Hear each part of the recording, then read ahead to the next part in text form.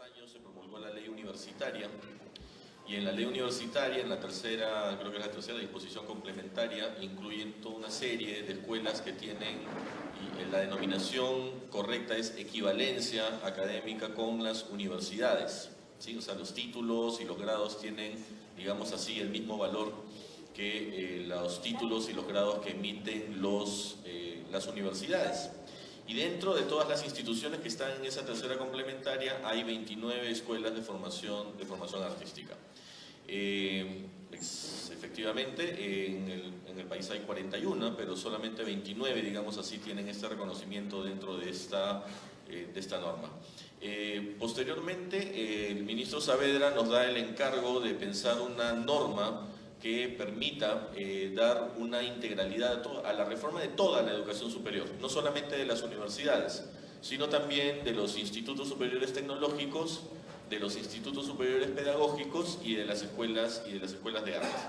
No olvidemos que la Ley General de Educación señala que la educación superior, que es un nivel en nuestro sistema educativo, se da en tres tipos de instituciones. Se da en las universidades, en las escuelas y los institutos.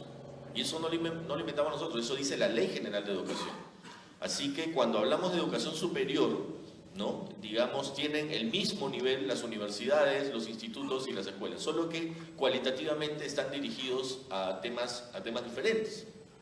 Los institutos tecnológicos, por ejemplo, que es una de las principales tareas que tengo en la dirección, se encarga de formar personas, técnicos y profesionales técnicos para la demanda, digamos así, del mercado laboral. Y para formar esos profesionales de educación superior bastan 3 años o 2 años. En cambio, la universidad tiene un fin diferente y sus carreras tienen una duración de 5 años. Los institutos pedagógicos y los artistas y los educadores de arte también requieren de 5 años, pero todos pertenecen al mismo ámbito de la educación superior. Por eso nosotros desde un comienzo siempre hemos querido erradicar esa, digamos, frase infeliz que habla de la educación universitaria y de la educación no universitaria, y en la no universitaria engloba todo lo demás, ¿no? Entonces nosotros nos oponemos a eso. La educación tecnológica, la educación pedagógica no se define por negación, es también educación superior, solo que de otro tipo. Entonces, volviendo al tema, el ministro Saavedra nos dice: preparen o modifiquen las leyes que existen actualmente, ¿sí? O preparen una nueva si es necesario. Entonces, luego de la evaluación, y vamos a ver la evaluación que hemos hecho en todo este tiempo de lo que es la realidad de las escuelas superiores de arte, nos dimos cuenta que necesitábamos una norma nueva para institutos y para escuelas, de tal forma que tengamos una ley que regula las universidades, una ley que regula los institutos y una ley que regula las escuelas, ¿sí? Entonces, yo creo que ahí comenzaron, cuando planteamos la ley de institutos y escuelas. Hay que tener en claro que dentro de la ley hay un capítulo para institutos y un capítulo para escuelas, ¿sí? Es más, en la ley actual, la que ya fue aprobada por el Congreso, hay toda una serie de artículos y de capítulos específicos para los institutos de educación superior tecnológica, y hay un capítulo específico para las escuelas de educación superior, que pueden ser tecnológicas o que pueden ser pedagógicas. Y la diferencia, y esto yo quiero que quede bien claro, siempre desde el origen fue la siguiente: los institutos brindan los títulos de profesional técnico y el grado de bachiller técnico, y para lograr ese grado y ese título basta con programas de 120 créditos. Y las escuelas, la ley que se ha aprobado, le da a las escuelas la equivalencia universitaria, ¿sí? Es decir, las escuelas de educación superior tecnológica y pedagógica, ¿sí?, las que sean reconocidas como tales, van a poder dar, digamos así, el título de licenciado y el bachiller equivalente al universitario.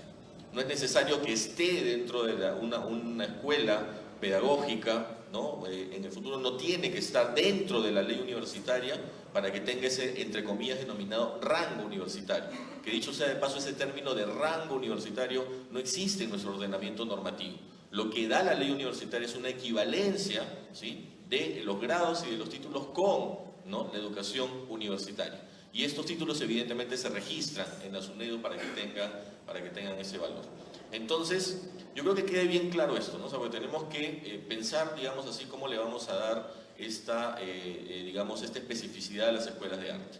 Entonces, cuando propusimos, ¿no?, la ley de institutos y de escuelas, estaban incluidas las escuelas artísticas, pero, y ahí comenzó el problema, había, digamos así, una falla de comunicación y una mala interpretación al señalar que sí, las escuelas de arte, las 29 y todas las demás, pasaban esa ley, perdían el rango universitario.